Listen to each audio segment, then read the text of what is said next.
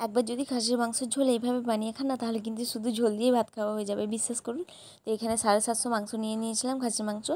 আর এখানে নুন লঙ্কা হলুদ দিয়ে ধুয়ে মাংসটা ম্যারিনেট করে রেখে দিলাম। অনেকে আবার ধোয় না, জানেন তো, খাসির মাংস, কিন্তু না ধুলে কেমন একটা লাগে, তাই আমি ধুয়ে নিয়েছি। আর এখানে মশলা বলতে এই যে আদা রসুন পেঁয়াজ আর কাঁচা লঙ্কা, ব্যাস। তো কিছুটা পেঁয়াজ বাটবো আর কিছুটা রাখবো কেটে।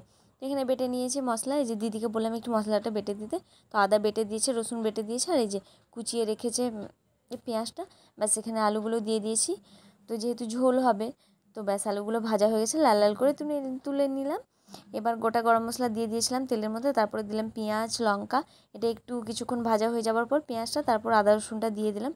আর মশলা বলতে সেরকম কিছুই দিচ্ছি না, অনেকে অনেক রকমভাবে করে, কিন্তু সিম্পল ঘরোয়া রান্না যেরকম হয় সেরকমভাবেই আমি করব। তারপরে এখানে লঙ্কা হলুদ দিয়ে দিল, আর এখানে দেবো জিরে গুঁড়ো, ব্যাস। আর কিছু না, মশলা বলতে এইটুকুই যা, আর কিছু নেই। এরপর যদি গরম মশলার প্রয়োজন মনে হয় তো দেবেন, না হলে খাসির মাংসে গরম মশলা দিলে অতটা ভালো লাগে না, আমার তো ভালো লাগে না, অনেকের হয়তো ভালোই লাগে।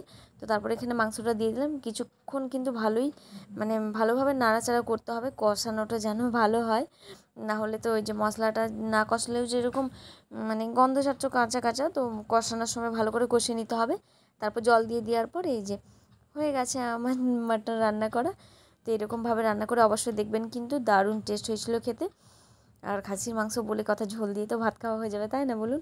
তো আজকের মতো ভিডিওটা এখানেই শেষ করলাম, ভালো থাকবেন সুস্থ থাকবেন, টাটা।